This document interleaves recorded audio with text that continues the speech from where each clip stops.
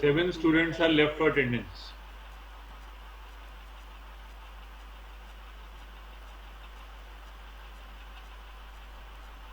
Seven students are left for attendance.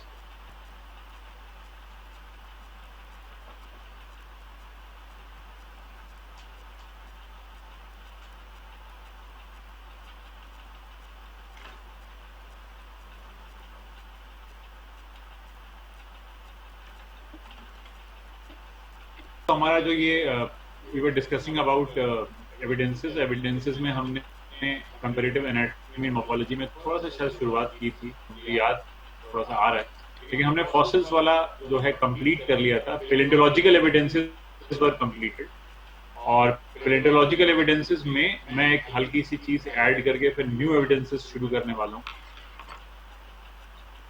जो हम add कर रहे हैं that is the types of fossils. जैसे एक पहला टाइप आपके सामने ये लिखा है मैंने, अनऑल्टर्ड फॉसिल. अनऑल्टर्ड का मतलब होता है कि जिसमें कोई भी चेंज नहीं आएगा. आई मीन कंप्लीट बॉडी और whole body of the animal is preserve. जब होल बॉडी प्रिजर्व हो जाएगी तो हम कहते हैं कि that type of fossil is actually unaltered fossil. है ना. इसमें बहुत से एग्जांपल जो हमने पढ़ा था दैट इज वूली मैमथ्स. जो वूली मैमथ्स 25,000 years old, है ना, जो एक्सकवेट हुए from Siberian ice. Siberian ice से हमको 25,000 साल पुराने वूली मैमथ्स जो हैं हमने एक्सकवेट किए, और इसमें पूरा उनका बॉडी जो था वो पूरा का पूरा preserve. The whole body of the animal was preserve. This is a very I mean a different thing observed, because the complete animal was preserved. The flesh was also very much intact on in the body. So when the complete body of the animal gets preserved, when whole body of the animal gets preserved, in other words, we call it unaltered fossil. The next one is a petrified fossil. The next second category आपको दिख रही है, that is the petrified fossil. Petrified, petrification एक process है. Petrification.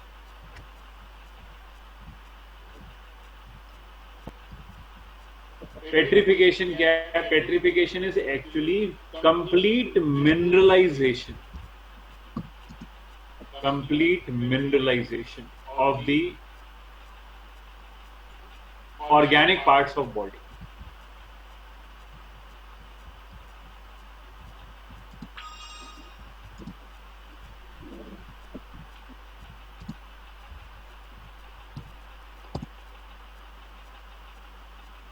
Complete mineralization of organic parts of body.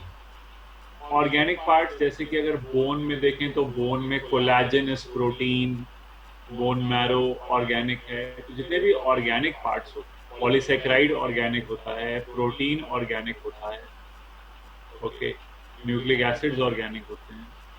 मेरे कहने का मतलब है कि जो भी सेल के अंदर ऑर्गेनिक पार्ट होता है, जैसे कोलेजन की बात करें, कोलेजन के आसपास अगर मिनरलाइजेशन स्टार्ट हो जाए, कोलेजन के अंदर भी मिनरलाइजेशन स्टार्ट हो जाए, तो वो चीज़ ना प्रिजर्व हो जाती है. तो बोन के प्रिजर्व होने के चांसेस बहुत ज़्यादा हो जाते हैं, क्योंकि बोन के अंदर वैसे ही मिनरल एलिमेंट होते हैं, और जो रॉक का मिनरल एलिमेंट है वो भी उसमें अगर जुड़ जाए तो फिर उसके प्रिजर्व होने के चांसेस इंक्रीज हो जाते हैं.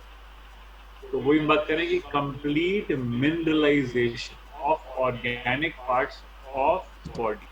बॉडी के ऑर्गेनिक पोर्शन का, ओके, जैसे बोन इज ऑर्गेनिक, तो बॉडी के ऑर्गेनिक पोर्शन का अगर मिनरलाइजेशन हो जाए, और मिनरलाइजेशन होगा कहाँ से? हम जानते हैं पोटेशियम एलिमेंट है हमारे रॉक के अंदर, हम जानते हैं calcium is the element of in the rock. तो ये सब जो है, ये एलिमेंट्स जब उस ऑर्गेनिक पार्ट के अंदर एंटर करना शुरू करते हैं तो उस स्ट्रक्चर को they make hard and that can be preserved for longer period of time. तो इसको बोलते हैं पेट्रिफिकेशन, और इस टाइप के फॉसिल को बोलते हैं पेट्रीफाइड फॉसिल। उसमें पूरी बॉडी हम प्रिजर्व नहीं कर रहे हैं, सिर्फ जो ऑर्गेनिक पोर्शन है बॉडी का वो प्रिजर्व हो जाएगा अगर उसमें मिनरलाइजेशन हो जाता है तो, बिकॉज मिनरल्स जो होते हैं वो डिके नहीं होते है ना, तो जो डिके होने से बच गया सब कुछ और उसमें मिनरल्स की एंट्री हो गई तो फिर उसका डिके नहीं होगा, वो प्रिजर्व हो जाएगा for longer period of time. Next हमारे पास एक थर्ड जो हमने टर्म यहाँ पे यूज किया, मोल्ड। तो mold is actually the mud around fossil. Mold is actually mud around fossil. तो एनिमल तो गायब हो गया, animal is lost, animal is no more, but actually what happens कि the mud around the animal gets preserved in the form of the fossil. It takes the shape of the animal. The mud used to take the shape of the animal and gets preserved as a fossil. This is called mold. और जो cast है,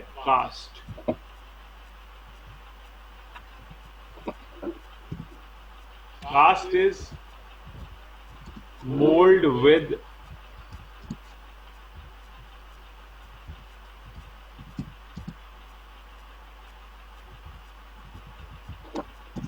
a mold with petrified fossil.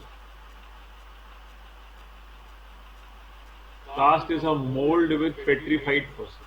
जो mould है, जो मिट्टी है जिसने आकार ले लिया है उस जानवर का, उस ऑर्गेनिज्म का, और वो मिट्टी अब प्रिजर्व हो गई एक तरीके से, जानवर तो नहीं बस मिट्टी मिल रही है, उसको मोल्ड गया। उस मोल्ड के साथ अगर कोई हड्डी मिल जाए जानवर के, अगर कोई पेट्रीफाइड फॉसिल भी मिल जाए मोल्ड के साथ, तो फिर इसको बोलते हैं हम लोग कास्ट। अगला है प्रिंट्स। प्रिंट्स में कुछ नहीं, फुटप्रिंट्स हो गए। Prints is just like footprints. Footprints हो गए, या prints of, या impressions कह लो, impressions of wings of the insect ये कह लो, या skin कह सकते हैं, skin, wings या footprints। लीफ भी हो सकता है, लीफ के प्रिंट्स भी आ सकते हैं मड के ऊपर। Leaf made in soft mud,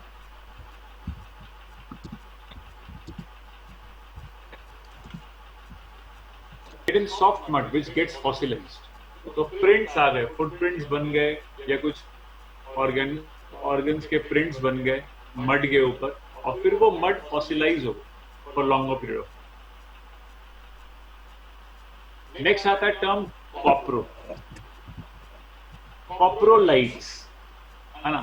तो कॉप्रो का मीनिंग क्या होना चाहिए? What is the meaning of copro? किसी को idea?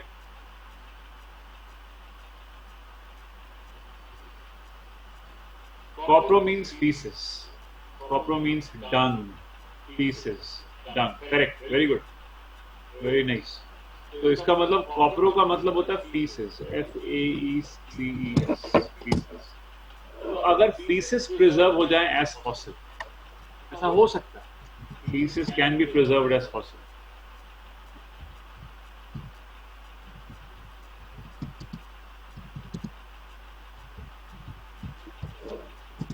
So feces, if they are preserved as fossil, then that type of the fossil is called coprolites. Okay. अब इसके बाद आता है माइक्रोफॉसिल्स। माइक्रोफॉसिल्स में ये फॉसिल्स हैं स्पोर्स के, पॉलन ग्रेन्स के, बॉटनी में भी पढ़ते हैं हम, उसके फॉसिल्स होते हैं, स्पोर्स, पॉलन ग्रेन्स। तो ये कुछ टाइप्स हैं फॉसिल्स के जो थोड़ा डिस्कस करने थे। तो this was all about fossils, and now we move on to the next evidence, that is evidences from comparative anatomy. और इसमें सबसे पहले हम लोग डिस्कस कर रहे हैं अबाउट होमोलोगस ऑर्गन्स। तो होमोलोगस ऑर्गन्स क्या होते हैं, हमने सबने पढ़ा हुआ है कि homologous organs are those organs which have a common origin, a common basic fundamental structure, but they have different function. The origin and basic fundamental structure is same.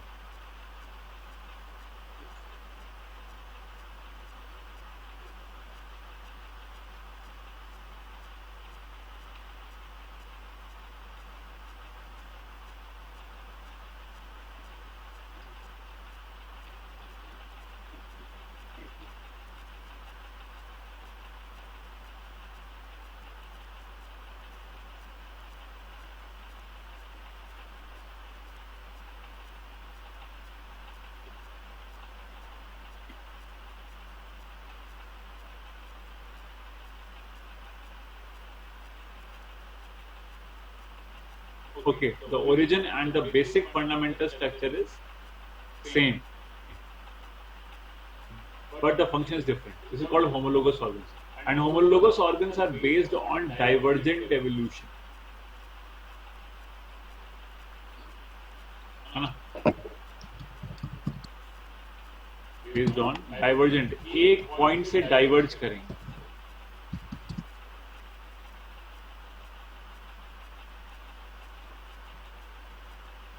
Divergent का मतलब होता है कि starting from a point and radiating into other areas of geography में भी.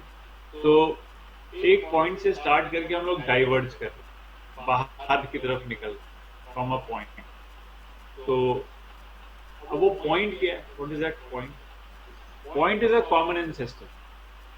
उस common ancestor से different species are formed. Like for example we have a common ancestor of the mammals.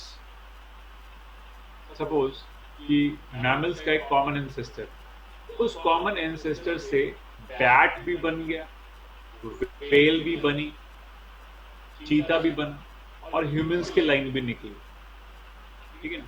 There is a common ancestor from which the evolutionary lines of humans, aquatic mammals like whale, carnivores like cheetah, flying mammals like bat, they emerged from that common ancestor. That is called divergent. They are moving from a common ancestor. That is called divergent evolution. तो क्योंकि ancestor common था, तो इसका मतलब जो इनके पास structures हैं, इन सारे animals के पास, इन structures में the basic fundamental feature is same. But the only thing is that their function becomes different. The function becomes different. Why? Because they have different adaptation. Different adaptation की वजह से these animals have got a different function. जैसे homologous organs में अगर हम बहुत एक अच्छा example लेते हैं, that is forelimb of man, cheetah, whale and bat. If we take this as an example, forelimb of man, cheetah, whale and bat, तो अब है तो forelimb भी, तो forelimb के अंदर जो bones हैं वो सेम है. forelimb की bones कौन कौन सी? humerus, radius, ulna, carpals, metacarpals, phalanges. ये बोन सारी सेम है इन सारे फोरलिम्ब में. मैन के फोरलिम्ब में भी यही बोन्स हैं, चीता के फोरलिम्ब में भी यही बोन्स हैं, व्हेल और बैट में भी यही बोन्स हैं. लेकिन फंक्शन डिफरेंट आ रहा है. मतलब फंक्शन डिफरेंट क्यों आ रहा है? Because adaptation is different. Bones का अरेंजमेंट सेम मिलेगा. स्टार्टिंग में हमारे पास ह्यूमरस ही होगा, then we will have radius, we have ulna, then we have carpals, metacarpals, phalanges. सब में अरेंजमेंट सेम मिलेगा. हाँ, लेकिन सब में इन बोन्स की लेंथ सेम हो कोई जरूरी नहीं. You can not say that. I can not से कि यहाँ पे जो ह्यूमरस है वो उतनी ही लेंथ की होगी व्हेल में भी, या उतनी ही लेंथ की होगी बैट के अंदर. तो ये तो जरूरी नहीं. द लेंथ में very. Arrangement is also same only, अगर ह्यूमरस आएगा ह्यूमरस के बाद रेडियस नहीं आना, लेकिन डेफिनेटली उनके लेंथ में वेरी करेगा और उनके फंक्शन के अकॉर्डिंग, अडेप्टेशन के अकॉर्डिंग उसका स्ट्रक्चर बनेगा. Basic structure, basic fundamental structure is same. All are having same kind of bones, all are having flesh in the forelimb, so the origin is same because they all are arising from pectoral girdle only. So origin is same, the basic structure is same, but function is different. Man में forelimb का काम है grasping, cheetah में running, whale में swimming, bat में flying. Function is different, but their ancestor is common. So homologous organs, what homologous organs exhibits is actually common ancestry.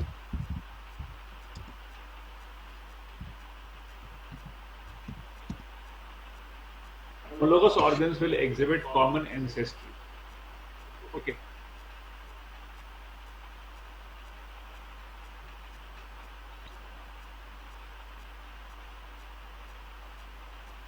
Ankur Pal. Yes, sir. How are you? Fine, sir. How do you say? How was the test? Sir, fine. So this was the example I discussed for the homologous organs. You understood? Yes, sir. Can you give me another example of homologous organs? Sir, in plants, in bougainvillea and cucurbita, the structures are similar, homologous. What structures? Sir, in bougainvillea, thorns, and in cucurbita, tendrils. Good. ठीक है जी, the example was right. चलो ठीक है, plant का example हम लोग बाद में लेते हैं. अभी ये एक एग्जाम्पल एनिमल से हो गया, एक दूसरा एग्जाम्पल भी अब एनिमल से ले लेते हैं. Plant example is correct, well you are right. अब एग्जाम्पल जैसे हम इसमें ले सकते हैं, one of the student Rajul Chandel ने मुझे एक एग्जाम्पल सजेस्ट किया है. I would take the same example. Very good Rajul. That is heart of vertebrates. Heart of different vertebrates. So vertebrates like जैसे कि अब fish, amphibia, reptilia, birds, mammals, तो ये इन सब में अगर हार्ट्स देखें तो सबका basic fundamental structure of the heart is same, है ना, कि भाई all will have atria, all will have ventricles, all will have the same origin of the heart, that is mesodermal. तो बेसिक, अब जिसमें एट्रिया में पार्टीशन हो गया तो इट बिकेम 2 एट्रिया, वेंट्रिकल में पार्टीशन आ गया तो वो 2 वेंट्रिकल्स भी बन गए. ठीक है, वो डेवलपमेंटल एडवांसमेंट हो सकती है, लेकिन basic structure is same. Okay, now then what is the difference in the function? The difference in function is that if you remember, in the fishes, मछली में जो टाइप ऑफ सर्कुलेशन मिलता है, the type of circulation in fishes, single circulation.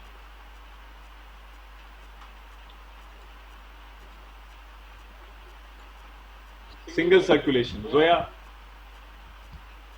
that's not the correct answer.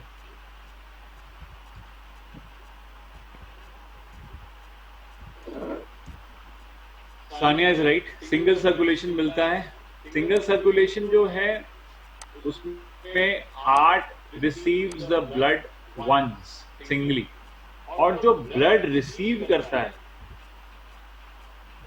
the blood which is the type of blood which is received by the heart of the fish is deoxygenated. The heart receives and pumps deoxygenated blood. That means every time in the heart there is deoxygenated blood in the fish, and that blood is pumped to gills. In the gills the blood gets oxygenated, and then from the gills it is moved to respective organs, I mean, from the gills, the blood is not returned to the heart. अगर वो return हो जाता heart में तो it would have been a double circulation. But from the gills, it moves to body organs, and from the body organs, it moves to heart again. तो ठीक है ना? Body organs are receiving oxygenated blood, and from the organs, the deoxygenated blood is moved to heart, and heart pumps the same to the gills. So this is single circulation जो हमने class 11 में discuss किया था. Why this happens? This happens according to the energy need of the fish. उसको accordingly वैसे need है, उसमें ऐसा हो. अब amphibians में if we see, the circulation is not single, it is double circulation. लेकिन वो भी double circulation कैसा है? Incomplete double circulation. Because in amphibians, reptiles, mixed blood is formed. तो वहां पे एम्फीबियंस में और रेप्टाइल्स में, ये तो खैर हमने इसको पहले भी पढ़ा, amphibians and reptiles. What do we have? Mixed blood is being formed. तो वो उसके नीड के अकॉर्डिंग है. और हम जानते हैं कि भाई they are cold blooded animals, तो उनको वैसी एनर्जी की नीड है, तो वहां पे मिक्स ब्लड काम कर जाता है. लेकिन if you see birds and mammals, तो फिर वहां पे तो भैया we are warm blooded animals, तो वहां पे mixing of blood is not there, and birds have got high BMR. तो फिर वहां पे एनर्जी नीड के अकॉर्डिंग एक अलग सिस्टम है. डबल सर्कुलेशन जो है वो कंप्लीट है, the blood is not mixed. तो बॉडी की एनर्जी के नीड के अकॉर्डिंग, उसके फंक्शंस के अकॉर्डिंग जो है वो सर्कुलेशन का पैटर्न जो है वो बना हुआ है. ठीक है ना? तो इसीलिए फंक्शन यहाँ पे हार्ट का डिफरेंट आ रहा है. कोई पंप कर रहा है डीऑक्सीजनेटेड ब्लड को, कोई पंप कर रहा है मिक्स ब्लड को, कोई पंप कर रहा है सेपरेटेड ब्लड को. There is no mixing. That is according to the functions. The functions are coming out to be different, but the basic structure is same. Now, another example if we take for brain, ऐसी brain कर लेते हैं. जैसे हम brain of fish कह देता हूँ and brain of pigeon कह देते हैं.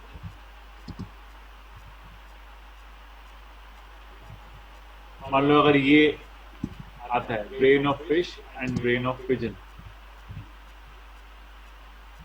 ऐसा करता हूँ ब्रेन ऑफ शार्क कर देता हूँ. फिश में भी ना थोड़ा स्पेसिफिक कर देता हूँ, थोड़ा बेटर तरीके से एक्सप्लेन हो जाए.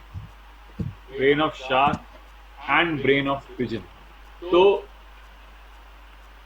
अब इसमें देखिए, अगर हम कि सारे ब्रेन्स जितने भी वर्टिब्रेट्स हैं, all vertebrates are having same basic fundamental structure of the brain. All have olfactory lobes, cerebrum, hind brain. Okay, सबके पास बेसिक स्ट्रक्चर तो सेम ही है, लेकिन फंक्शन डिफरेंट आ रहा है. तो फंक्शन कैसे डिफरेंट आ रहा है? हाउ? विशाल अग्रवाल, विशाल आज माइक काम कर रहा है आज?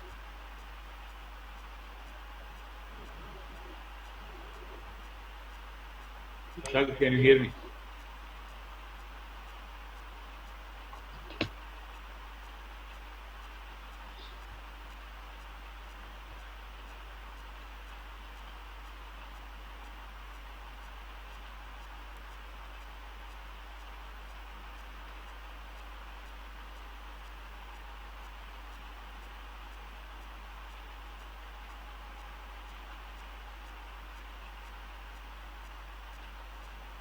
Hello, open to all question. How is the brain of shark different from the brain of pigeon? The basic fundamental structure is same, but how the function is different.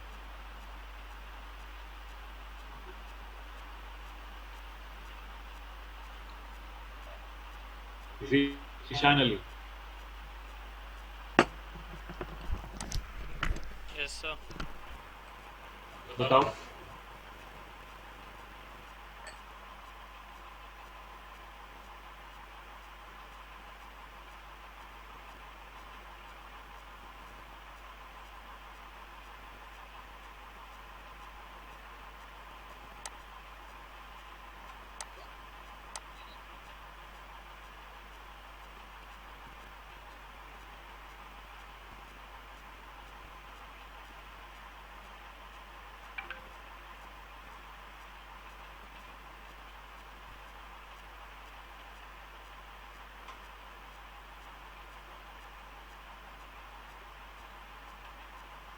Okay, तो एक point तो मुझे चारुलता ने mention कर दिया है कि birds have got more developed cerebellum for maintaining balance during flight, and the same has been mentioned by Anupama Chauhan also. Maybe ठीक है, अगर पता है तो बहुत अच्छी बात है, और अगर गूगल कर रहे हैं उसको तो वो एक अलग चीज है।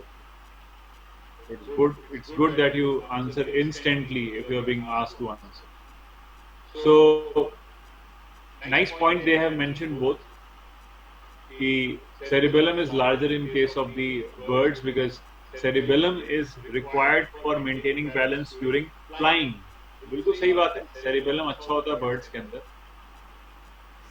और शार्क की बात करें तो शार्क के फीचर में अगर हम देखें तो sharks have got very good smelling power, well developed olfactory lobes. Shark की स्मेलिंग पावर बहुत अच्छी होती है, और same smelling power is not observed in case of birds. Birds have got very poor smelling power, very poor smelling is there in the birds. लेकिन shark की अगर बात करें तो it has got very good smelling power. तो देखो, olfactory lobes तो दोनों में, olfactory lobes are present in both, लेकिन कहीं पे फंक्शन ज्यादा एफिशिएंट है और कहीं पे कम। I mean to say that we are having the same structure in both the brains, but yet one structure is more developed in one of the brains and other is not. That depends upon the functioning. Okay, so that is why the brains also become homologous organs.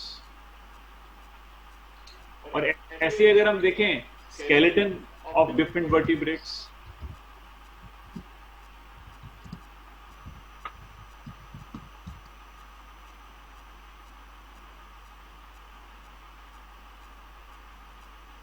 ऐसे हम देखें skeleton of different vertebrates.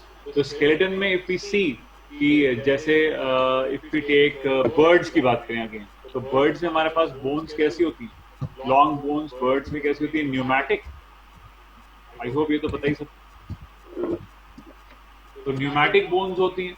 तो जब pneumatic bones होती हैं birds के अंदर, और वैसे मेरे पास तो न्यूमैटिक बोन नहीं, तुम्हारे पास भी न्यूमैटिक बोन नहीं है, same bone is there in a bird. Same bone is also present in a reptile. Same bone is also present in a rabbit. But they are not pneumatic. But the birds have got pneumatic bones. Why? Because they have a different adaptation to reduce the body weight for flying. That's it. And yes, another example जो अभी सामने आपके show हो रहा है, that is जो अंकुर पल ने बताया मुझे कि बुगेनवेलिया के थॉर्न्स और कुकुरबिटा के टेंड्रल्स, बुगेनवेलिया के थॉर्न्स और कुकुरबिटा के टेंड्रल्स दोनों ही एक्सिलरी बर्ड के modifications. Both have got axillary origin. The origin is same but the functions are different. Thorns are for protection and tendrils are for support, climbing etcetera.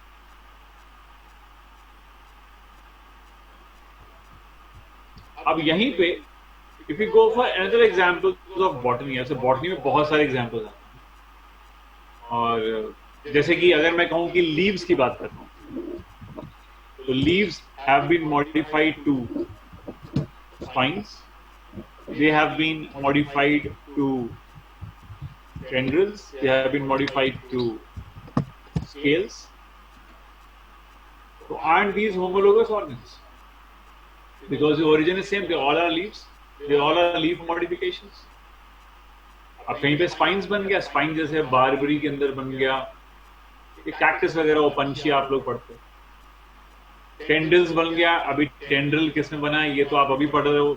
The most favourite topic of your class of the last weeks is actually genetics चल रहा है हम लोगों का, तो you are knowing it, है ना।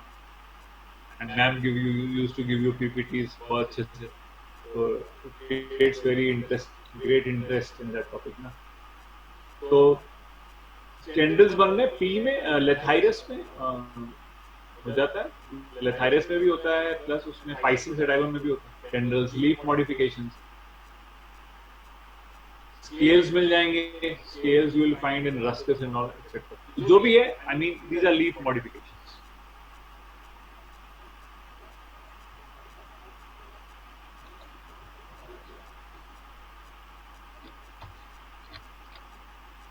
एक बड़ा ही अच्छा एक दूसरा होमोलॉजी का जो एग्जांपल है, that is about molecular homology.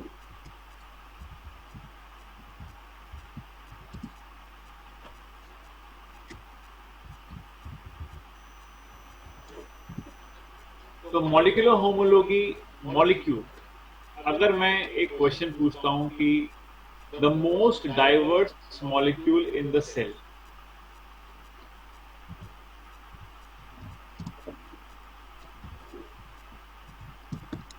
Most diverse molecule in the cell, सबसे डाइवर्स मॉलिक्यूल सेल का कौन होगा?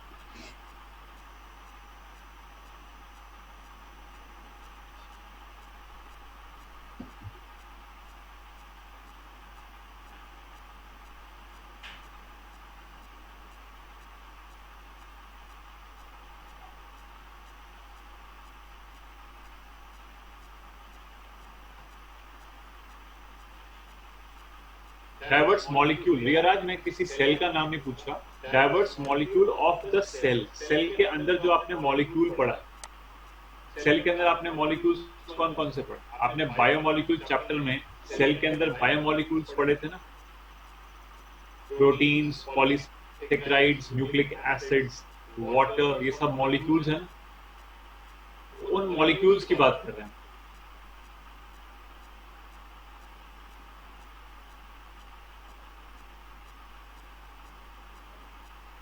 Most diverse molecules of the cell.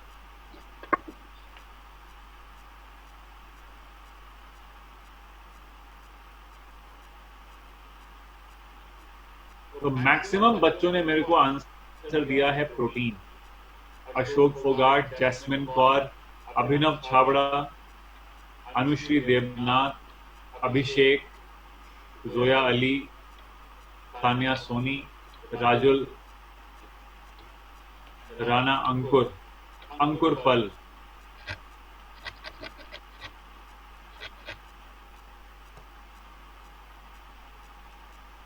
तो और कुशाग्र ने मेरे को आंसर दिया डीएनए। कुशाग्र, तुम्हारा माइक काम नहीं कर रहा आज।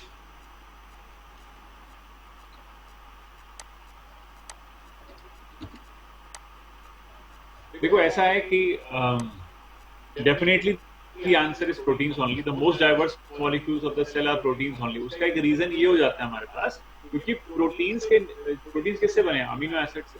और अमीनो एसिड में अगर हम चेंज करते हैं एक भी अमीनो एसिड के अंदर, तो प्रोटीन ही चेंज हो जाती है। तो मोस्ट डाइवर्स मॉलिक्यूल्स जो हैं, दे आर दी प्रोटीन्स।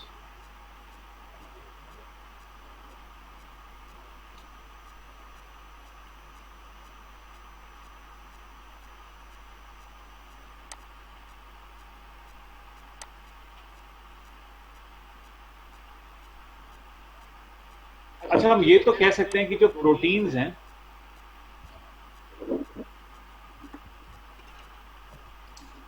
वो किसी जीन से ही बने होंगे। मतलब प्रोटीन और जीन्स का रिलेशन तो लगा सकते हैं, बिकॉज जीन्स से हुआ होगा, डीएनए से हुआ होगा ट्रांसक्रिप्शन, ट्रांसक्रिप्शन के बाद ट्रांसलेशन, ट्रांसलेशन से बनी प्रोटीन।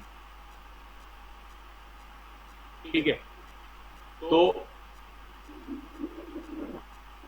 जब जीन्स से बने प्रोटीन्स, तो अगर दो ग्रुप ऑफ एनिमल्स के बीच में प्रोटीन्स सिमिलर मिल रहे हैं, अगर दो ग्रुप्स ऑफ एनिमल्स के बीच में प्रोटीन्स हमको सिमिलर मिल रहे हैं, या बहुत ज्यादा सिमिलरिटी मिल रही है प्रोटीन्स की between two groups of animals, तो क्या हम कह सकते हैं कि उन दो ग्रुप ऑफ एनिमल्स के कॉमन एंसेस्टर हो सकते हैं? क्योंकि प्रोटीन का सिमिलर मिलना, दैट मीन्स उनकी जेनेटिकल कुछ सिमिलरिटीज होंगी। तो ऐसा कह सकते हैं कि उन दो ग्रुप ऑफ एनिमल्स का कॉमन एंसेस्टर होगा। अगर उनके प्रोटीन्स हमको सिमिलर मिल रहे हैं, सिमिलरिटी मिल रही है, जैसे एग्जांपल लेके चलते हैं, अगर मैन और गोरिल्ला की बात करें, मैन एंड गोरिल्ला, तो मैन और गोरिल्ला के बीच में there is 99% homology in haemoglobin.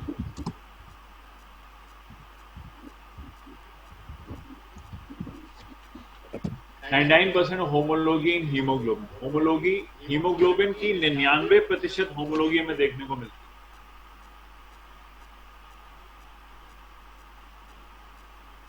तो क्या क्या कह सकते हैं कि gorilla is the ancestor of man, ऐसा कह सकते हैं क्योंकि प्रोटीन सिमिलर मिल रही है.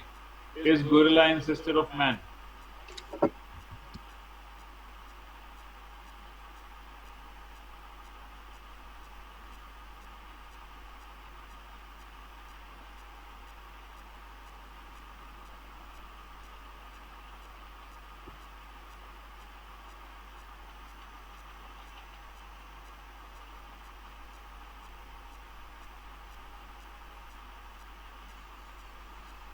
I've received the answers.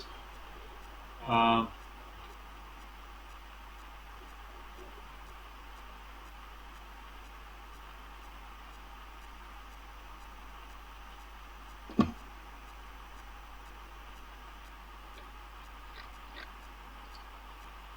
some people say yes, some people say no.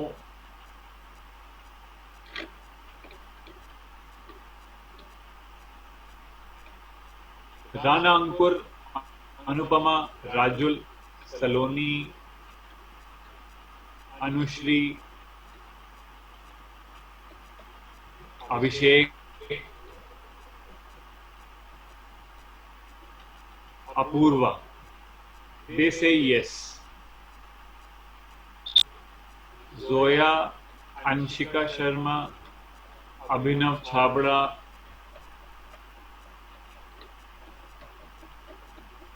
say no. Manshika also says no. तो मतलब थोड़े आंसर यस आए हैं, थोड़े आंसर नो आए हैं. तो अंकुर पल also says no. Yes, correct. And the reason given by the people who said no is that they are evolved from the same ancestor, but gorilla is not the ancestor of humans. Gorillas and humans have evolved from the same ancestor. Okay. So the answer is no. Yes. तो जिन्होंने yes बोला है वो थोड़ा सा अपने आप को ठीक कर लें कि we don't have gorilla as the human ancestor. Okay, we don't have chimpanzee as a human ancestor. It is right to say that gorilla, chimpanzees and humans have common ancestors. So Dhananjay Maheshwari, first you tell me ki whether gorilla is our human ancestor or not.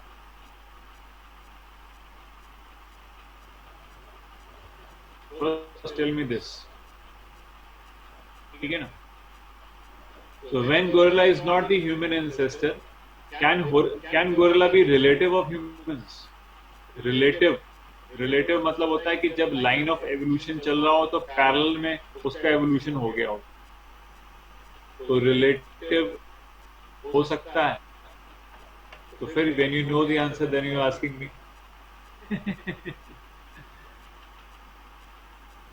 उसमें मैं तुम्हें prove कर रहा हूं ना कि gorilla and humans have got a common ancestor. तो जब गोरिल्ला और ह्यूमंस का कॉमन एंसेस्टर है तो क्या गोरिल्ला हमारा रिलेटिव नहीं हुआ? When gorilla and humans, when chimpanzee and humans have got a common ancestor, so isn't that कि chimpanzee is our closest relative? And for proving it, we see the hemoglobin. When we see the hemoglobin, there is 99% homology observed in the hemoglobin. When we see the banding pattern of chromosomes, we find certain similarity in the banding pattern of chromosomes also between between chimpanzee and humans. So relative is a different thing, okay, but to be an ancestor is very different. Okay, they are not our ancestors. No present ape is human ancestor. They could be relatives, but they're not ancestors.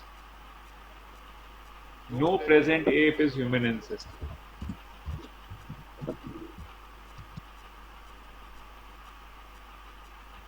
अगर ऐसा होता अंकुरपल, अगर ऐसा होता कि gorilla हमारा ancestor होता या चिंपैंजी हमारा एंसेस्टर होता, तो फिर अफ्रीका के जंगल में इस समय जो चिंपैंजी इवॉल्व कर रहा है वो कहीं से मनुष्य के कपड़े चुरा चुरा के कपड़े पहन के और आ जाता और कहता I have done MBA from Harvard University, I need a job. No present ape is human ancestor, okay, but jobs are restricted due to lockdown. Okay, so so no present ape is human ancestor. Okay, remember that. Relatives हो सकते हैं but ancestor नहीं हो सकते.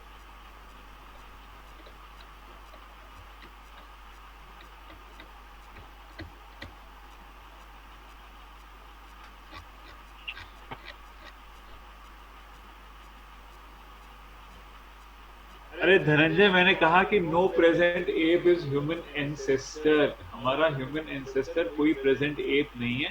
Apps and humans have got common ancestor, but no present ape is human ancestor. हाँ, relative हो सकता है because we have evolved from a common ancestor, तो रिलेटिव कह सकते हो, बट वी कांट से कि एप इज अवर एंसेस्टर. और क्लोजेस्ट रिलेटिव में जाओगे तो chimpanzee is the closest relative of apps. Okay, तो अंकुरपल उसको घर बुला के चाय पिला सकते हैं. ठीक है.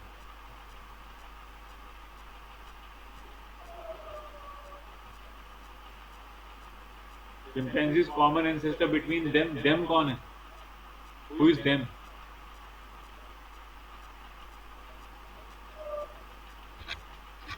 नहीं, गलत. कॉमन एंसेस्टर नहीं हो सकता. उसका भी ह्यूमन एवोल्यूशन की लाइन ही नहीं पढ़ी आपने. जब आप ह्यूमन एवोल्यूशन की लाइन पढ़ोगे तब आपको क्लियर हो जाएगा कि एप कहाँ पे है और ह्यूमंस कहाँ पे. तो let's wait for that topic. वो आखिरी का टॉपिक है इस चैप्टर का.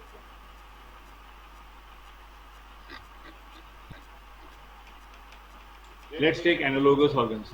Analogous organs are those organs which have different basic fundamental structure, but the function is same. Function तो सेम है लेकिन बेसिक फंडामेंटल स्ट्रक्चर जो है वो अलग है. तो अभी होमोलोगस के बाद अब नेक्स्ट हमारा एनालोगस आ गया. तो एनालोगस ऑर्गन्स में स्ट्रक्चर तो डिफरेंट है, फंक्शन सेम है. तो अगर मैं कहता हूं कि इंसेक्ट का फंक्शन फ्लाइंग है और मैं कहता हूं बर्ड का फंक्शन भी फ्लाइंग है, when I say insect का function is flying and I say कि bird का function is also flying, क्या लगता है insect और bird का common ancestor होगा?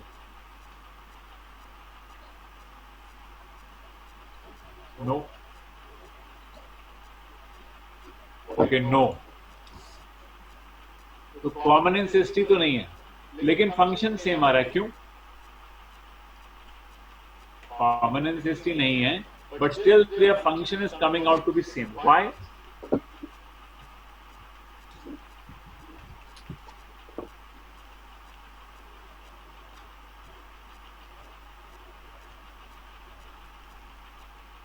Yes, because they have got similar adaptation. Very much correct. Tania ने बोला, अभिषेक ने बोला, their adaptation is similar. बिल्कुल सही कहा. अडेप्टेशन सेम है, इस वजह से उनका फंक्शन सेम आ रहा है, लेकिन एंसेस्ट्री कॉमन नहीं है. क्योंकि इंसेक्ट आर्थ्रोपोडा इनवर्टिब्रेटा है, जबकि जो बर्ड है वो एक वर्टिब्रेट है. दोनों का एवोल्यूशन अलग अलग तरीके से, अलग अलग एंसेस्टर्स से हुआ. तो यानी कि जो एवोल्यूशन, जो एनालोगस ऑर्गन्स हैं they will not exhibit common ancestry. Analogous organs do not exhibit common ancestry.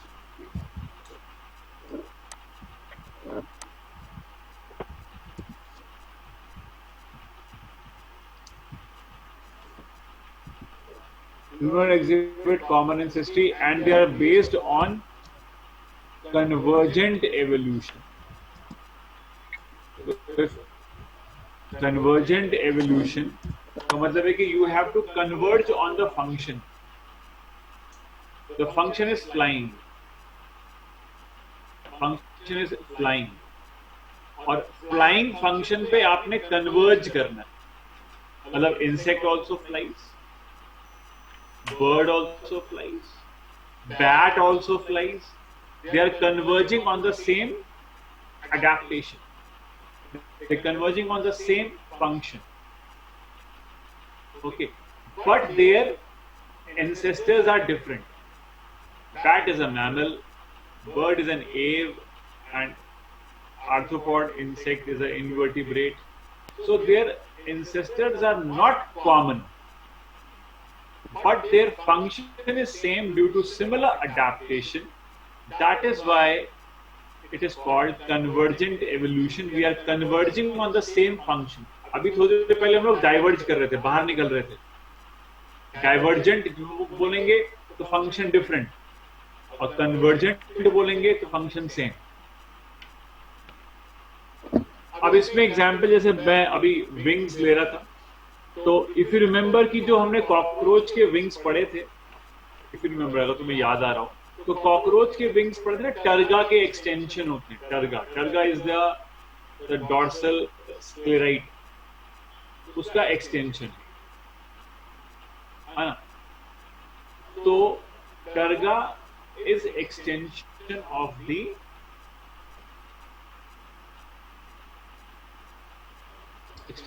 The wing is the extension of the turga. Chitin. And if you see bird and if you see bat, अब यहाँ पे wings जैसे bat में तो किसके बने हुए, skin के, बिकॉज जो फोरलिम होता है उसमें स्किन लगी होती है, skin. That skin forms the wing और पेटेजिया.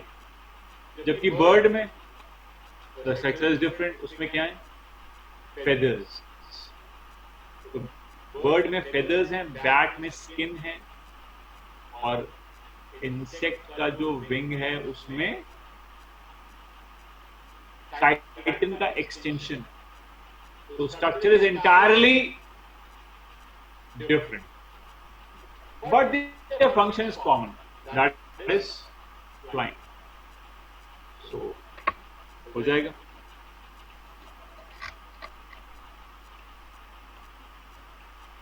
अब शायद ये एग्जांपल भी पढ़ा होगा तुम लोगों ने, eye of octopus and eye of mammal.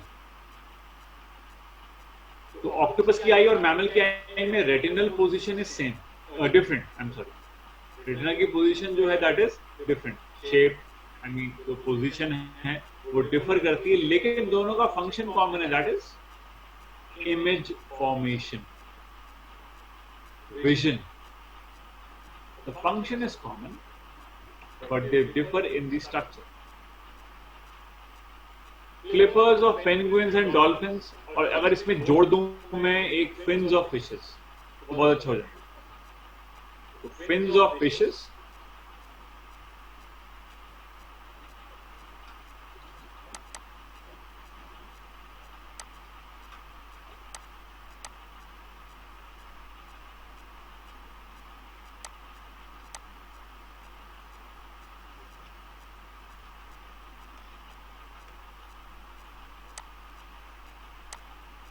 fins of fishes and flipper of whale अगर बोलते हैं.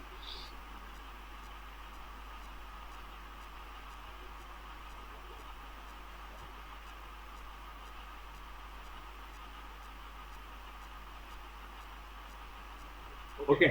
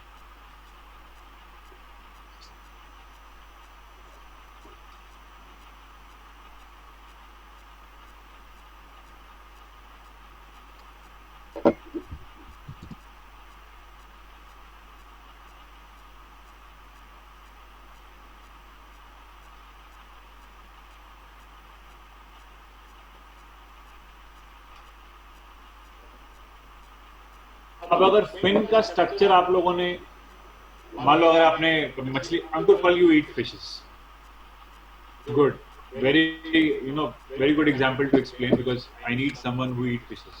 So you have seen a fin, isn't it? Let me unmute you first of all. We need a discussion.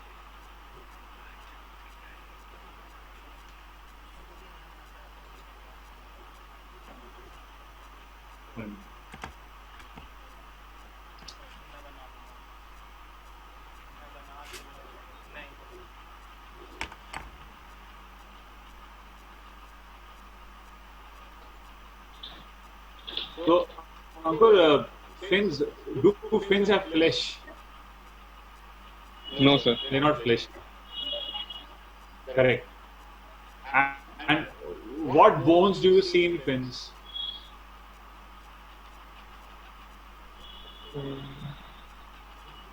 Sir, cylindrical bones, long cylindrical bones. Okay. So, can we call those bones as humerus, radius, ulna, carpal, metacarpal, phalanges? No. Because they are just an extensions. They are just extensions from the body, isn't it? Yes, sir. Few thin extensions from the body. Yes, sir. उनको fin rays कहते हैं. Fin ray, R-A-Y, fin rays. Those bones are called fin rays. ठीक है. Good. तो जैसे कि you all heard, because Ankur Pal is fond of eating fishes. So आपने सुन भी लिया, एक परफेक्ट अगर कोई सामने मतलब जो प्रैक्टिकली अगर कोई एक्सप्लेन करता है ना उस चीज को, तो अच्छा लगता है. तो ही टोल्ड कि उसमें फ्लैश नहीं होता, तो बहुत अच्छी बात है. ही हिमसेल्फ टोल्ड कि उसमें फ्लैश नहीं होता. तो अब फोरलिम में तो फ्लैश होता है, अब फ्लिपर ऑफ वेल में तो वी हैव फ्लैश. जो फ्लिपर है वेल का, उसमें तो फ्लैश है. ओके. और अगर हम देखते हैं इसको फिन्स ऑफ फिशेस को, तो उसमें तो फ्लैश नहीं है. पहली बात, स्ट्रक्चर में डिफरेंस आ रहा है. दूसरी बात, अगर हम फ्लिपर देखते हैं वेल का, तो उसमें भी है humerus, radius ulna, carpal, metacarpal, phalanges. जबकि अगर हम देखते हैं फिन ऑफ द फिश, तो उसमें ये सब नहीं है. उसमें पतली पतली बोन्स होती हैं, वो जिसको फिन रेज कहते हैं.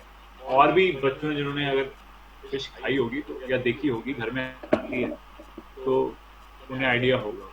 उसको फिन रेज कहते हैं. तो अब क्या होता है कि structure is entirely different, but the function is same, that is swimming. नहीं कहना चाहता. और अगर आपको याद हो, अगर हम उसको लिम्ब बोले, हम उसको लिम्ब, फिन को हम लिम्ब नहीं कह सकते. We can not call fin as limbs, क्योंकि हमने क्लासिफिकेशन पढ़ा था कि वर्टिब्रेटा को हम लोग डिवाइड करते हैं एग नेथा और नैथोस्टोमेटा. एग नेथा जॉलेस आ जाते हैं, नैथोस्टोमेटा जॉड आ जाते हैं. जॉड में भी हम दो सुपर क्लास बनाते हैं, एक फिन्स वाली, एक लिम्ब्स वाली. अगर हम दोनों को एक जगह रख सकते थे, बट हमने नहीं रखा. क्यों? Because fins are not limbs. तो फ्लिपर एक लिम्ब मॉडिफिकेशन है, जबकि फिन एक नॉर्मल एक्सटेंशन है बॉडी का, supported by fin rays, no doubt, some bones, but we can not call them as limbs. So fins and flippers, they have different structure, but their function is different for swimming. Okay. Acha, one question has been asked by Dhananjay Maheshwari to me, but I will ask Ankur Pal.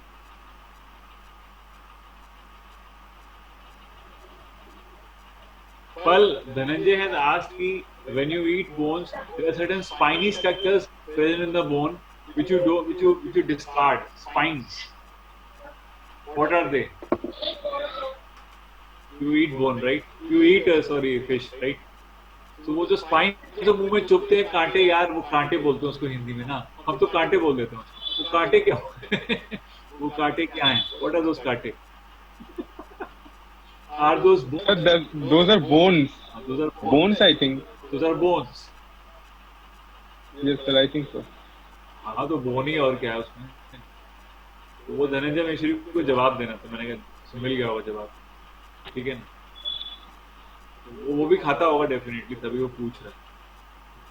और मुझसे पूछा, मैं तो खाता भी नहीं, but still you know I am taking help from you. Okay okay, thank you.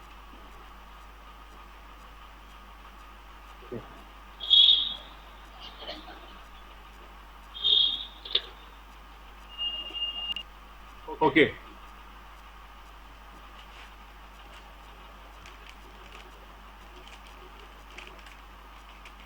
Okay Dhananjay, good. Dhananjay says his favorite dish is fish। Good, अच्छी बात है। मछली खाओ, उसमें प्रोटीन होती, दिमाग बढ़ता है। Sweet potato and potato is example from plants. Sweet potato is root, potato is a stem tuber।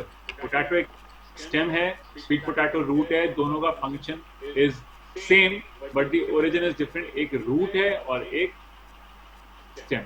अब ऐसी और भी example ले सकते हैं, radish and ginger। ginger is a stem, radish is a root। तो example तो और भी ले सकते हैं।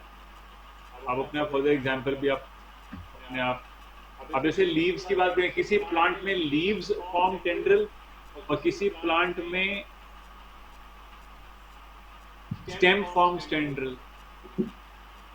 तो जिसमें लीफ बना रहे टेंड्रिल, वो जैसे पैसिव, जैसे वो लेथाइरस हो गया, पाइसम हो गया। इसमें स्टेम बना रही टेंड्रिल, वो जैसे हो गया पैसिव फ्लोरा एंड ऑल। वो प्लांट्स के एग्जाम्पल तो आप लोगों को याद रहते हैं, वो मेरे से अच्छे याद रहते हैं आपको प्लांट के एग्जाम्पल। और दूसरी बात, एक मैं एग्जाम्पल और ले रहा था, मैं एक एग्जाम्पल पोस्ट करता हूँ, आप मुझे बताओ ये होमोलोगस है या एनालोगस है।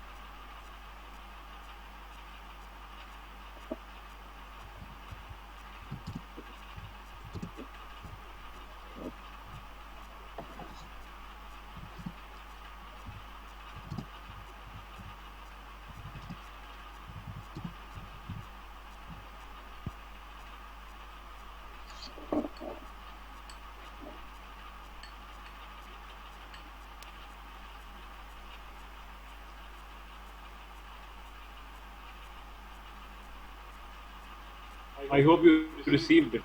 चैट पे लिखा मैंने, gills of prawn and lungs of man. What do you think, क्या होना चाहिए?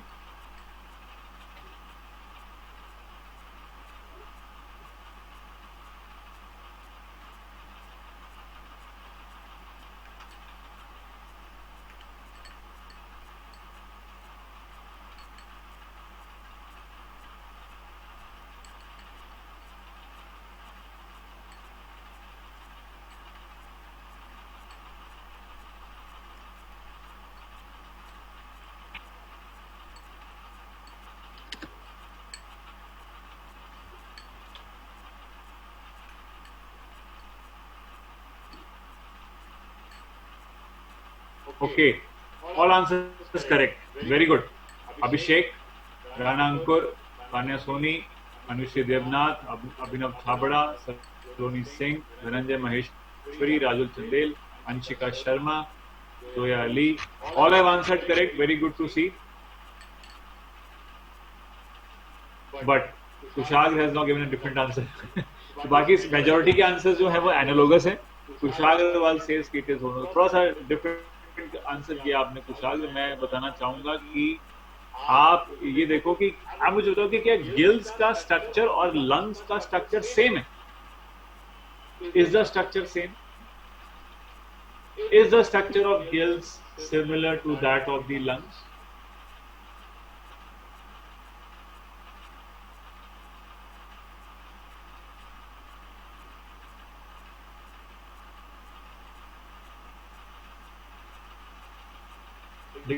तो Kushal, you can write. Okay, so when the structure is not same, then how can we say that they are homologous? We can't say that. Okay, but their function is same, that is respiration. ठीक है, तो इसलिए they are analogous organs. They are analogous organs. कोई बात नहीं, एक और देता हूं, बताओ।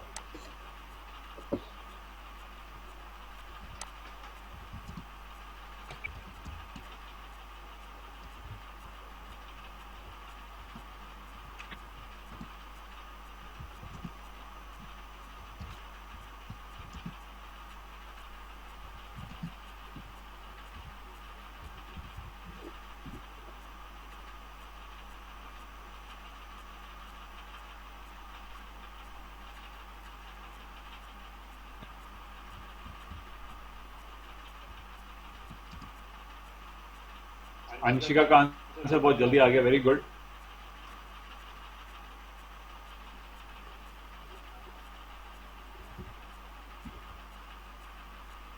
Anushri has answered. Okay. Riya Raj has answered.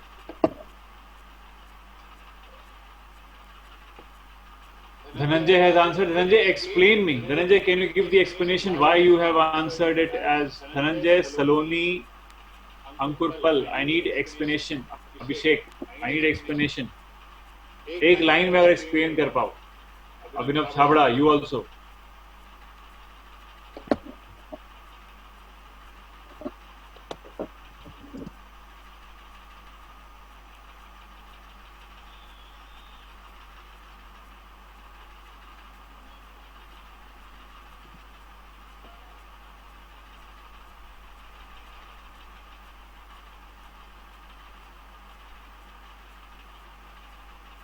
जल्दी बताओ मुझे, मेरे पास एक और एग्जांपल है।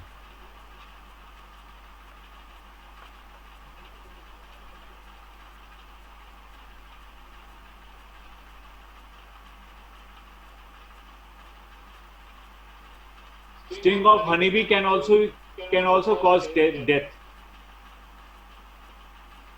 Sting of honeybee can also cause death if the person is sensitive. तो ये नहीं कह सकते धनंजय।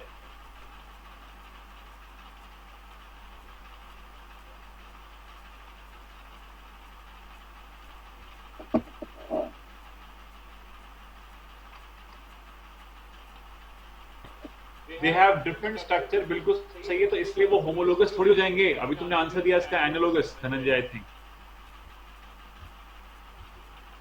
तुमने इसका आंसर होमोलोगस दिया है मेरे हिसाब से, तो जबकि ये क्या है, एनालोगस है।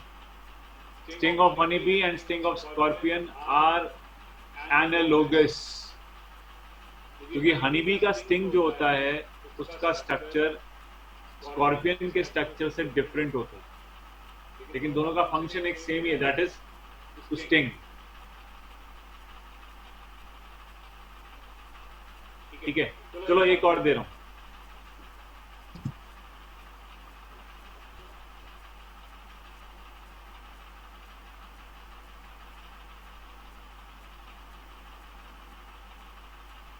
तो दोनों का आंसर एनालोगस था, अब ये थर्ड दे दिया। मेरे पास आंसर आ गया सान्या सोनी का, अंशिका शर्मा का। बहुत जल्दी आंसर कर रहे हैं आज बच्चे, very swiftly they are answering, very good to C.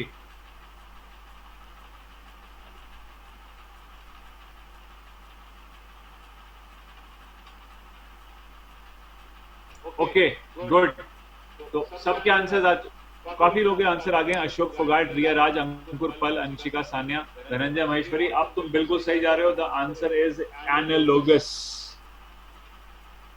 Ronnie Singh, you are right. तो तीनों जो मैंने पूछे आपसे, सारे तीनों के तीनों एनालोगस थे। यूनिफेरस ट्यूब्यूल ऑफ रैट और नेफ्रीडा की बात करें तो they are help in excretion, दोनों का फंक्शन सेम है। अब देखो, नेफ्रॉन को you can not compare with the nephridia, तो वो दोनों का स्ट्रक्चर अलग अलग होता है ना, लेकिन दोनों का फंक्शन सेम। या ऐसे अगर हम बोले मैल्पिगियन ट्यूब्यूल्स एंड नेफ्रॉन्स, तो again the answer is analogous. तो वो आप अपने आइडिया भी लगा सकते हो, बहुत अच्छे आइडिया लगा भी रहे हैं, गुड टू सी दैट। ठीक है, आगे बढ़ते हैं। Vestigial organs. Vestigial organs are those organs which have been reduced, okay, but they may be functional in our ancestors। हो सकता है हमारे ancestors में functional रहे हों, हो सकता है हमारे related animals में functional रहे हों, लेकिन अभी presently वो functional नहीं है। ठीक है, तो यही है। अब ह्यूमन बॉडी के अंदर there are about 50 vestigial organs, 100 sorry. Human body में there are about 100 vestigial organs, okay.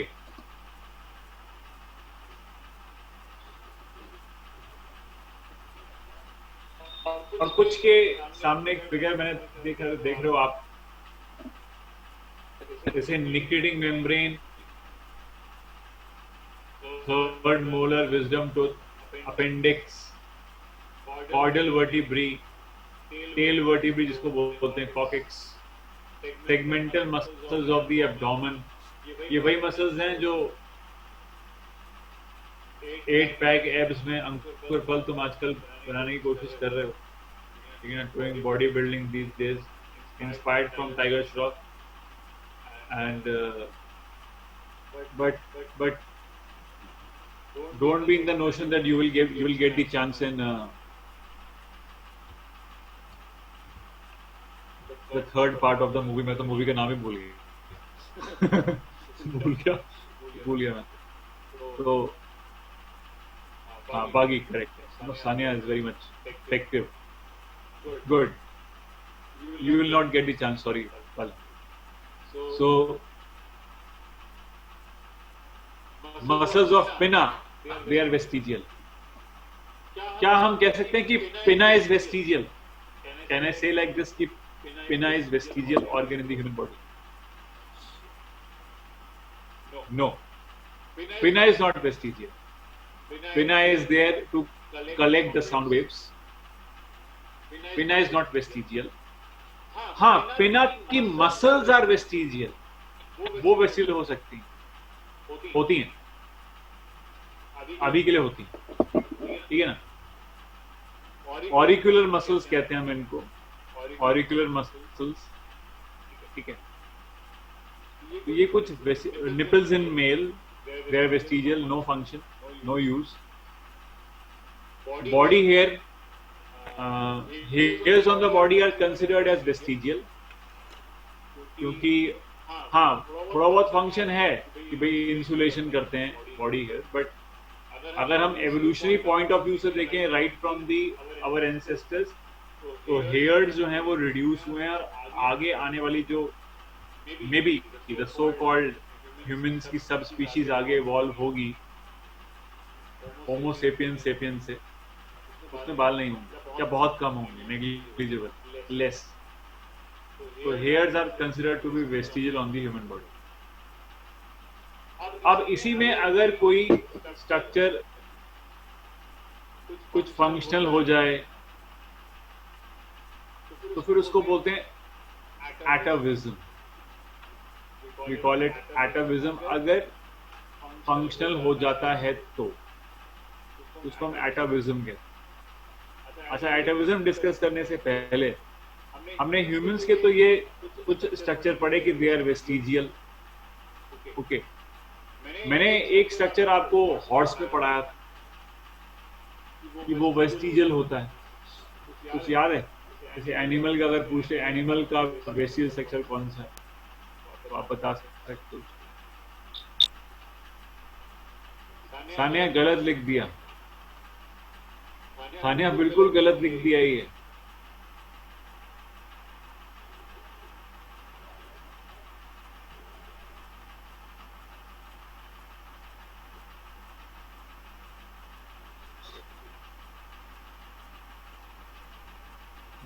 आप लोगों को थोड़ा थोड़ा याद है, पूरा याद नहीं।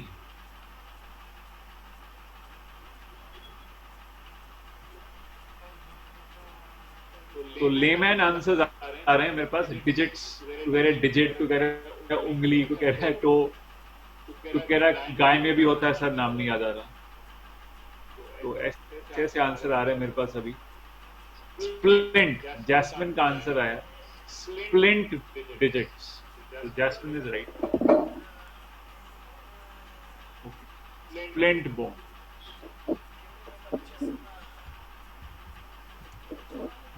जैसे हॉर्सेस में तो स्प्लिंट बोन्स हो गई, काओ में भी हो गई, ऐसे ही पाइथन के अंदर और एक और सांप सैंड बोआ, और एक वेल ग्रीनलैंड वेल। इन तीन जानवरों के अंदर वेस्टाइजेस मिलते हैं हाइंड लिम्स और पेल्विक गर्डल के। Hind limbs and pelvic girdle की बोन्स के वेस्टाइज मिलते हैं, और ये बात शो करता है कि they have a 4-footed ancestry. शायद इन एनिमल्स का ओरिजिन किसी 4 लिम्ब वाले जानवर से हुआ था। अब सांप के पास तो लिम्स होते ही नहीं है, और वेल के पास भी हाइंड लिम्स नहीं होते। 4 लिम्ब उसके फ्लिपर में मॉडिफाई हो चुके हैं।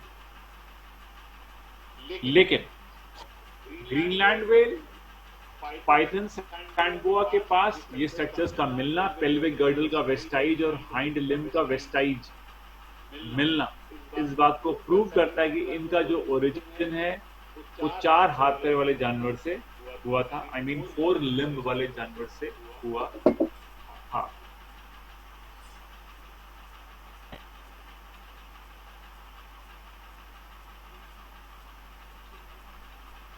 एटमिज्म पे आते हैं। एक अच्छा, प्लांट्स में भी होते हैं वेस्टिजियल ऑर्गन्स, जैसे स्टैमिनोड्स एंड पिस्टिलोड्स में भी शायद पड़ा होगा। Vestigial stamens, vestigial pistils Cucurbitaceae family में, या आपने सनफ्लावर पढ़ा होगा तो ray florets of sunflower are having ovary without ovule, a reduced pistil, anthers are not there. So ray fluids of sunflower is also a very good example to explain. बाकी और भी families हैं, botany में पढ़ते होंगे आप, vestigial stamens, vestigial pistols. एक topic connecting link का है, आई होप ये सबको याद रहता है कि euglena is a connecting link between plants and animals. Deuterospongia is a connecting link between Protozoa and Porifera. Neopilina is between Annelida and Mollusca. Peripatus is between Annelida and Arthropoda. Balanoglossus is between non-chordates and chordates. Lungfishes is between the fishes and the amphibians. Latimeria is also between bony fishes and amphibians. Latimeria chalumni पढ़ा था हमने। Chimera between cartilaginous and bony fishes. And egg-laying mammals between reptiles and mammals. ये connecting links हर level में पढ़े हुए हैं, तो यहाँ पे रिवाइज करना, because they are connecting links, so they are evidence of evolution कि भाई शायद इनकी एंसेस्ट्री कॉमन थी इन एनिमल्स के। अगर कनेक्टिंग लिंक मिल रहा है इसका मतलब इनकी एंसेस्ट्री क्या है, कॉमन है।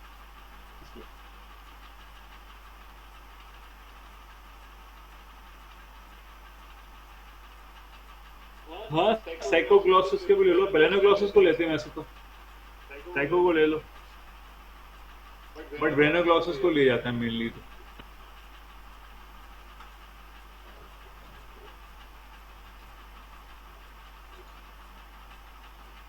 atavism,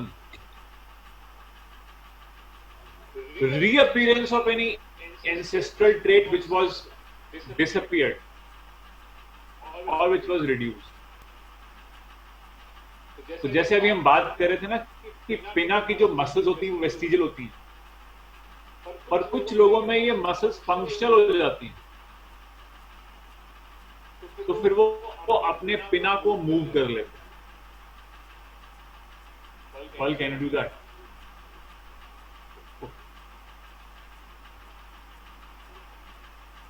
अगर तुम अभी कर लेते ना तो ये तुम्हारा जो ये हेडफोन ही उतरता, गिर जाता, बट तुम ऐसा नहीं कर सकते।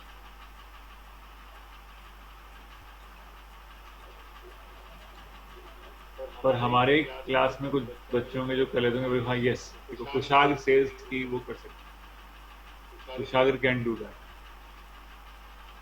अभिनव छावड़ा is of the view that Aamir Khan can do that. Aamir Khan के साथ रहे हैं ये, इनको पता है। गुड। तो वो जो है दैट इज अ फीचर की भाई वो उसको मूव कर सकते हैं।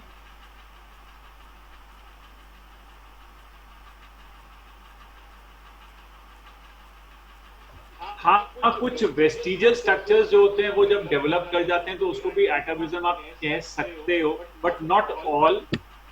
But yes, to some extent we can say Anshika की जो वेस्टिजियल स्ट्रक्चर्स हैं उनका डेवलपमेंट अगर हो जाए, फंक्शनल हो जाए वो, बिकॉज वो वेस्टाइज थे but now they have become functional. अगर vestigial structures turn out to be functional तो फिर वो एटाविज्म ही होगा।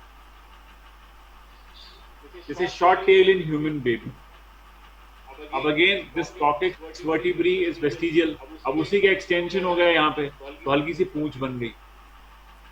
अभी इतनी बड़ी पूंछ भी नहीं होती, यहाँ पे ज्यादा ही बना दी। एक्चुअली एक छोटी सी पूंछ होती है, मतलब छोटी सी फ्यू मिलीमीटर का एक्सटेंशन होता है। ओके, नहीं, baby can't move that tail, ना ऐसा कुछ नहीं। अरे कोई बंदर थोड़ी यार, वो क्या बात कर रहे हो। फ्यू मिलीमीटर का एक्सटेंशन है वो थोड़ी होती है, ऐसा कुछ नहीं।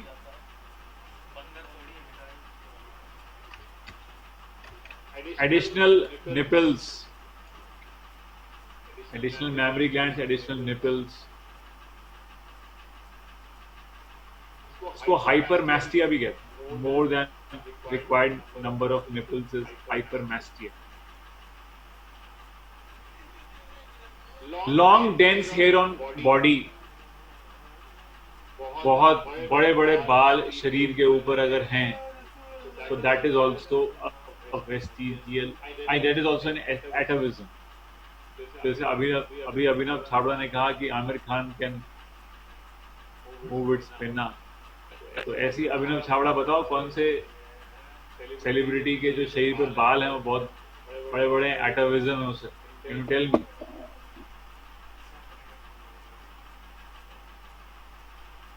छाबड़ा से मेरा क्वेश्चन है, क्योंकि छाबड़ा जो है सेलिब्रिटीज के बारे में जो ज्यादा पढ़ता है।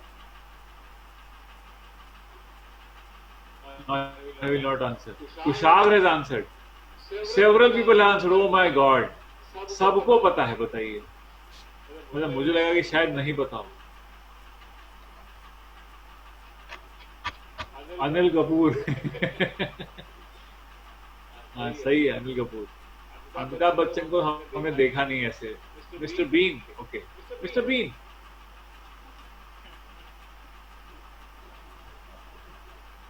I mean, I haven't seen him there like that, you know. मुझे पता नहीं है, वो हमेशा कोट पैंट पहन के सामने आता है, तो पता नहीं भाई बॉडी पे क्या है। जैसे Mister Bean can move his ears, okay. Anshika says वो अपने कान हिला सकता है, अच्छा ठीक है, फिर तो सही है। We were talking about long dense hair. Abhinav Chhabra का सब जवाब आ गया, अनिल कपूर, वेरी गुड, अच्छी बात। तो additional nipples on the body, tell. अच्छा, इसमें एक और आता है, कैनाइन्स, लॉन्ग कैनाइन्स। ये जो कैनाइन्स हैं, ये अगर लंबे हो जाए तो जब ऐसे लोग हंसते हैं तो ड्रैक्यूला हंस रहा है ऐसा लगता है, वैम्पायर्स। ओके, तो ऐसा लगता है, मतलब डू नॉट माइंड, मैं ऐसी बात कर रहा था, मतलब कि आपको देख के लगेगा कि क्या भयानक मतलब चेहरा दिख रहा है तुम्हारा, दोनों दांत तुम्हारे बाहर नजर आ रहे हैं। तो long canines is also there for atavism. ठीक है, ओके। तो फिर बस यही था, और कोई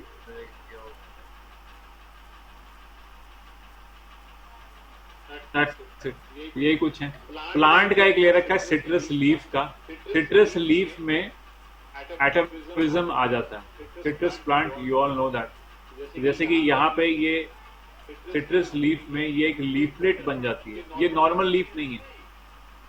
it is not the normal leaf of citrus plant, it is an atavism. Actually normal leaf में क्या होता है, there are winged petiole. Winged petiole, petiole is wing, मतलब these leaflets are very small, एकदम अंदर तक आ जाते हैं। That is a normal leaf. उसमें विंग्ड पीटियोल होता है, विंग की तरह। लेकिन एटाविज्म में क्या होता है कि they appear out to be as leaflets. एक नॉर्मल स्ट्रक्चर ऐसा होता है जिसमें विंग लाइक स्ट्रक्चर होता है इस टाइप से, लेकिन जब ये एटाविज्म शो करता है तो ये लीफलेट की तरह ऐसे बाहर निकल आता है। तो ऐसा लगता है कि it is a trifoliate condition. तो ऐसा मानते हैं कि सिट्रस प्लांट का जो एवोल्यूशन है वो फ्रॉम ट्राइफोलिएट लीफ हुआ है, ऐसा मान के चलते हैं, ऐसा मानते हैं। ठीक है,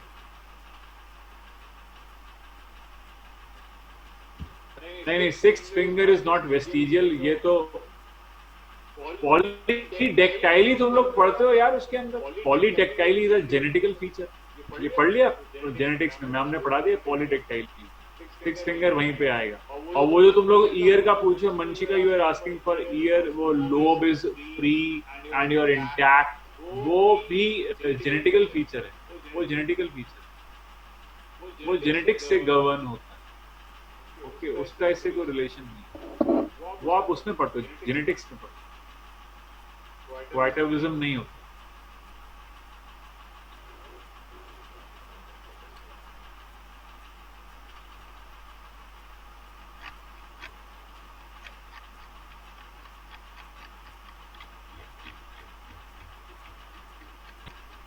एक नेक्स्ट एविडेंस छोटा सा डिस्कस करते हैं, एम्ब्रोलॉजिकल एविडेंसेस। अभी तक हम लोग एडल्ट एनिमल को देख करके पता लगा रहे थे कि क्या फीचर्स हैं।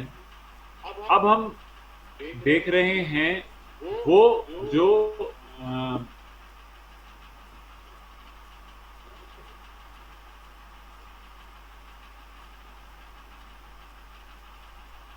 एम्ब्रियो में, तो एम्ब्रियो को देख करके हम देख रहे हैं, पता लगा रहे हैं कि क्या कॉमन एंसेस्ट्री हो सकती है एनिमल्स के बीच। तो जैसे कि अब मेरा एक क्वेश्चन है आपसे कि आपने एडल्ट फिश देखी है ना, हिल्सा आ गई आपके सामने, और फिर आपने देखा रैबिट, एडल्ट रैबिट, फिर आपने देखा एडल्ट स्नेक, फिर एडल्ट ह्यूमन देखा आपने। अब आप मुझे बताओ, क्या इन एडल्ट एनिमल्स को देख करके आप कह सकते हो कि they have got a common ancestor?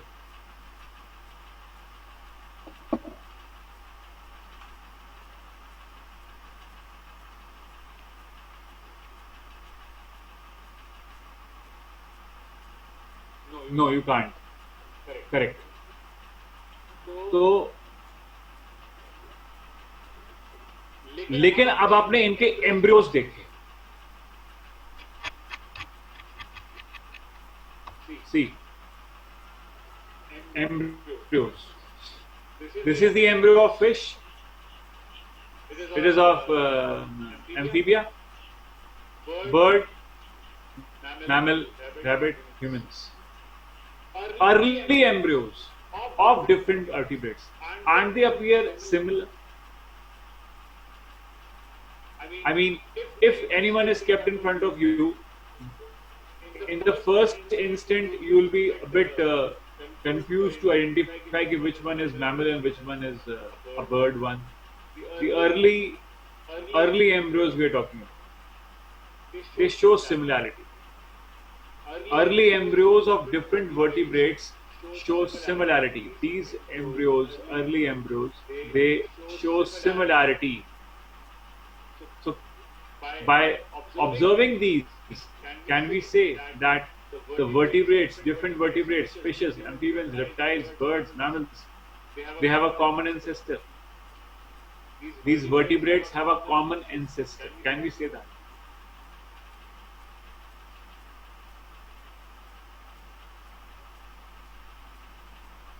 Okay, we can say that.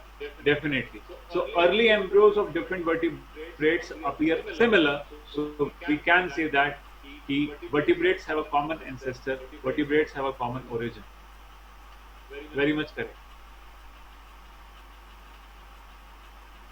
Okay बच्चों, तो फिर अब लेटर एम्ब्रियोज को देखो, जो बाद के एम्ब्रियोज हैं, लेटर एम्ब्रियोज। तो बाद के एम्ब्रियोज अगर आप देखते हो, तो लेटर एम्ब्रियोज में आपको सिमिलैरिटी क्लोज ग्रुप्स में तो देखने को मिलती है। I mean fish and amphibia, they are close groups. तो क्लोज ग्रुप्स में तो फिर भी आपको सिमिलैरिटी नजर आती है, but distinct groups में, I mean, if I take the embryo of fish and I take the embryo of a bird, तो distinct groups में similarity बहुत कम नजर आती है। Early embryos are similar. This shows that the vertebrates have a common origin. True. But later embryos of only close groups shows similarity, not the distant groups. Distant मतलब दूर वाले, close मतलब पास वालों के पास सिमिलैरिटी नजर आती है। उससे क्या फायदा है समझने का, वो ये है कि मछली और एम्फीबिया का कॉमन एंसेस्टर रहा होगा, तभी उसको क्लोज ग्रुप कह रहे हैं। या हम कहें कि amphibians would have evolved from fish like ancestors. True और false? Amphibians have evolved from fish-like ancestors. True or false? True. Very true. How can you say that? If you see a frog, if you see a fish, if you see adult frog, you see adult fish, can you say that they have got common ancestors? No. It's only on the basis of the embryology.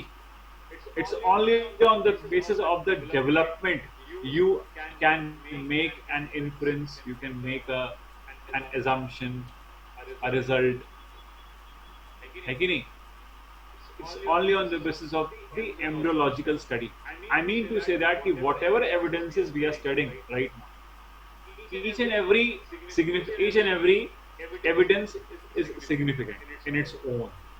अगर हमने पढ़ा homologous analogous, वो फिर animal की body के हिसाब से, adult body के हिसाब से। अब हम एम्ब्रियोलॉजी पढ़ रहे हैं, तो हम जिसको एडल्ट वाले एनिमल में या ग्रोन अप एनिमल में नहीं सोच सकते, नहीं पढ़ सकते, तो वो हम कहाँ पढ़ पाएंगे? एम्ब्रियोलॉजी। तो ये जब बहुत सारे सबूत हम लोग पढ़ लेंगे ना, तब हमें एवोल्यूशन के बारे में आइडिया होगी। तो every evidence has got its own significance. ठीक है।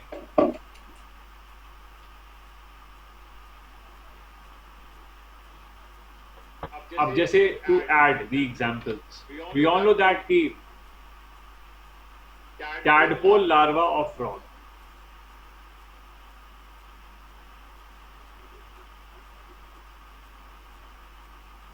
टैडपोल लार्वा ऑफ फ्रॉग,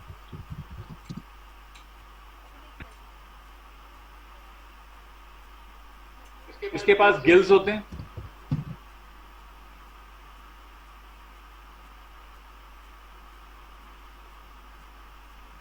इसके पास टेल होती है, ठीक है, इसके पास लेटरल लाइन सिस्टम होता है। सिस्टम पढ़ा था मछली में। ये तीनों सिस्टम होते हैं इसके पास, टैडपोल, लार्वा, फ्रॉग। फ्रॉग लिखा मैंने FROG। ओके, अब मुझे बताओ क्या ये तीनों चीजें gills, tail, lateral line adult frog में होता है? नहीं होता। वेरी गुड, बहुत बच्चे इस समय एक्टिव हैं, गुड टू सी।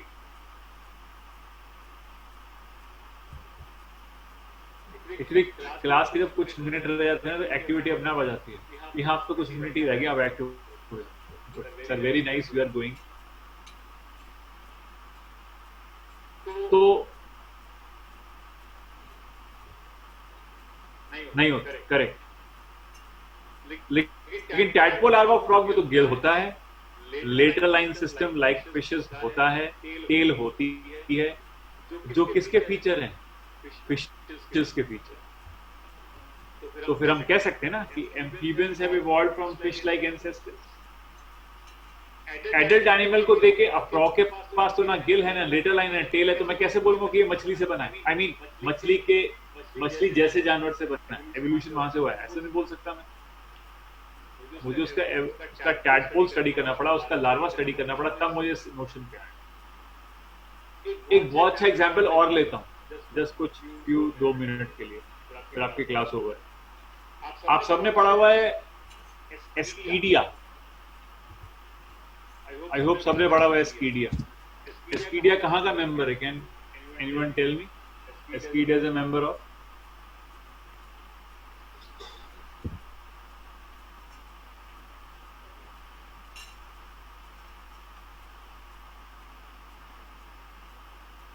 एस्कीडिया से याद नहीं तो आपने हर्डमेनिया पढ़ा कि नहीं?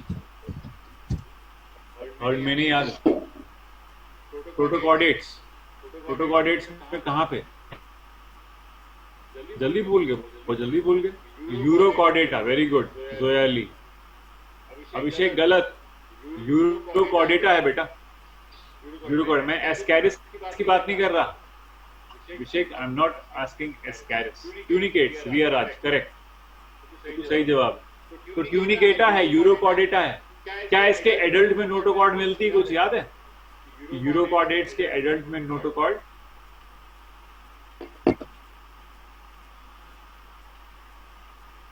नहीं मिलती। Adults do not have notochord.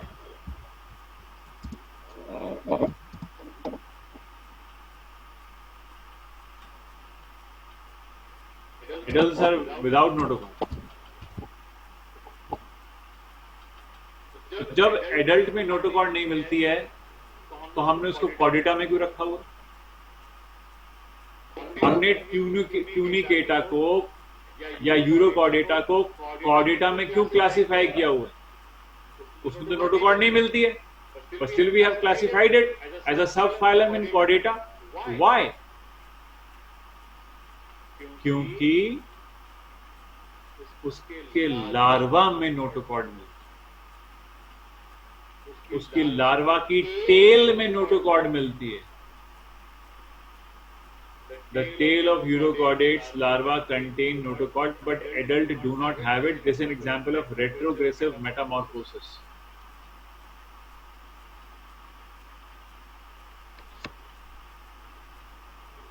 तो किसी भी, तो अगर हम एडल्ट ट्यूनिकेटा को देखते, एडल्ट एस्कीडिया को देखते, तो हम उसको कभी भी कॉर्डेट नहीं मानते। लेकिन जब हमने देखा कि उसकी नोटोकॉर्ड मिलती है लार्वा में, तभी उसे कॉर्डेटा के अंदर रखा। तो ये एक इम्पॉर्टेंट एविडेंस हुए ना पहचानने के लिए कि एनिमल है कहाँ का, एनिमल की ओरिजिन कहाँ की है, उसकी एवोल्यूशन कहाँ से हुई है। तो ये एक इम्पॉर्टेंट एविडेंसेस हैं, embryological evidences. So with this, I conclude my lecture today. Thank you. Take care.